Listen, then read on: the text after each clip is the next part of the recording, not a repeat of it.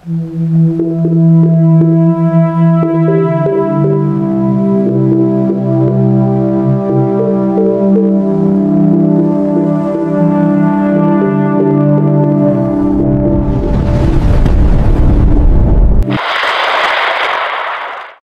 araw po sa inyong lahat.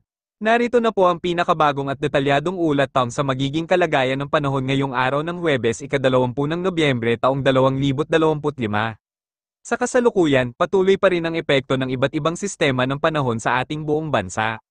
Mayroon tayong 4 na pangunahing sistema na nakakaapekto sa iba't ibang rehiyon. Hanging amihan, ang sistemang ito ay patuloy na nakakaapekto sa Hilagang Luzon. Dahil dito, inaasahan nating magkakaroon ng malamig at tuyong panahon sa rehiyong ito na may kaunting ulan paminsan-minsan lalo na sa mga bandang hating gabi hanggang umaga.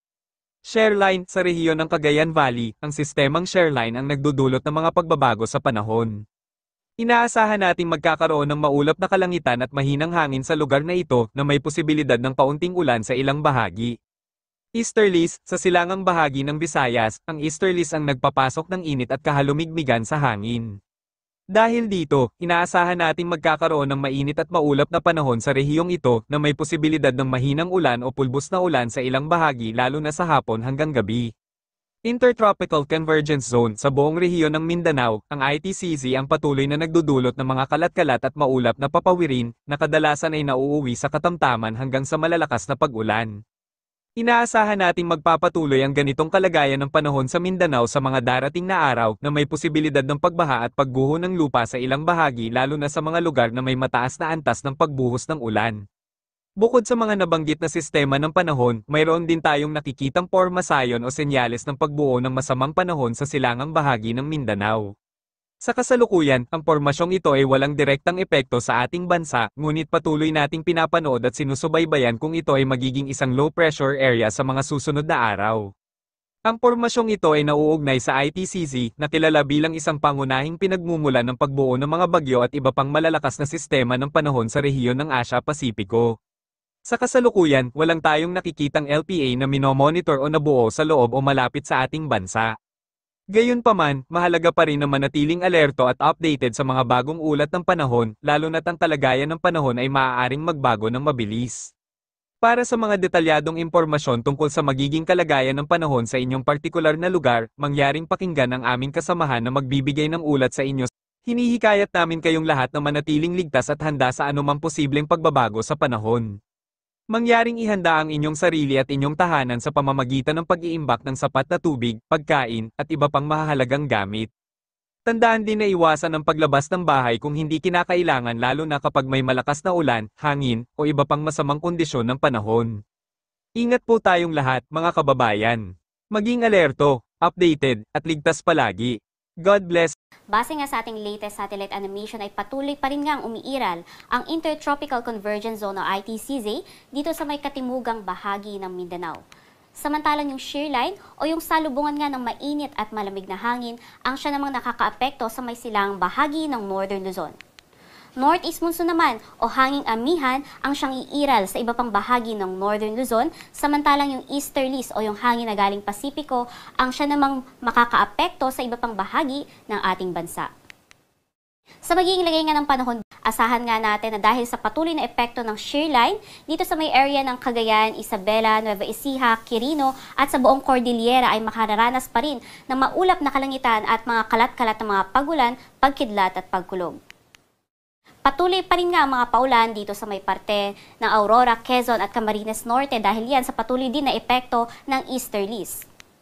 Dito naman sa may bahagi ng Batanes at Ilocos Norte, magdudulot nga yung northeast monsoon ng maulap din na kalangitan at mga pag-ulan na mahihina lamang.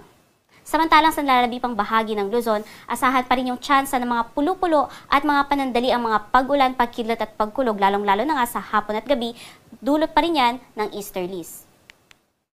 Ang temperatura nga sa buong Luzon ay maaaring umabot hanggang 32 degrees Celsius, samantalang dito sa Metro Manila, maaaring umabot 25 hanggang 31 degrees Celsius.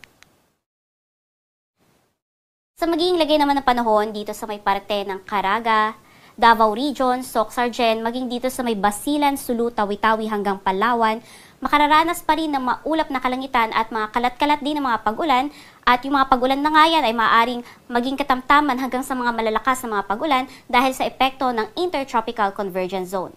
Kaya mag-iingat po yung ating mga kababayan dyan dahil yung ganitong patuloy na mga pag-ulan na dulot ng ITCZ ay maaaring magdulot nga ng mga pagbaha at pagguho ng lupa. Samantalang, patuloy pa rin yung epekto ng Intertropical Convergence Zone sa iba pang bahagi ng Mindanao at magdudulot din yan ng mga pulo-pulo na mga pagulan, pagkidlat at pagkulog. Sa buong Kabisayaan naman, asahan din yung tsansa ng mga pagulan, pagkidlat at pagkulog sa hapon o kaya naman sa gabi, dulot naman ng easterlies.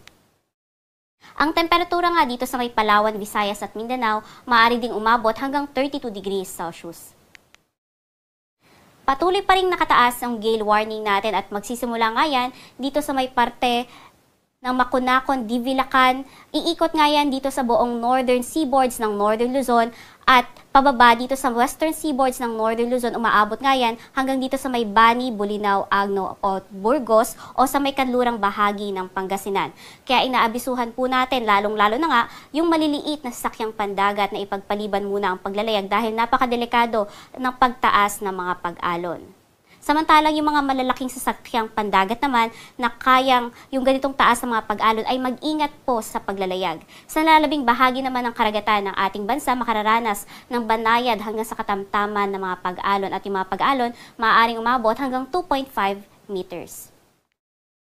Sa magiging lagay naman ng panahon dito sa Luzon, sa susunod na 3 araw, asahan nga natin na dahil sa patuloy pa rin na pag-iral ng easterlies, makararanas pa rin ng mga tsansa ng mga pulo-pulo at mga panandali ang mga pag-ulan ang malaking bahagi ng Central Luzon kasama dyan ang Metro Manila. Ngunit nakikitaan nga natin ng paglakas ng northeast monsoon, especially by Sunday na kung saan maaari nga yung magdulot na ng mahihinang mga pag-ulan dito sa may malaking bahagi ng Central Luzon. Patuloy pa rin nga yung pag-iral din ng northeast monsoon dito sa malaking bahagi din ng Northern Luzon, kaya naman dito sa may Baguio City at iba pang bahagi ng Cordillera, makararanas din ng bahagyang maulap hanggang sa maulap na kalangitan na may mga pag-ulan. Samantalang dito sa Legazpi City, although nakikitaan na nga natin ang pagganda ng panahon bukas, hanggang weekend, andyan na naman yung mga kalat-kalat na mga pag-ulan, pagkidlat at pagkulog dahil pa rin sa magiging epekto ng easterlies.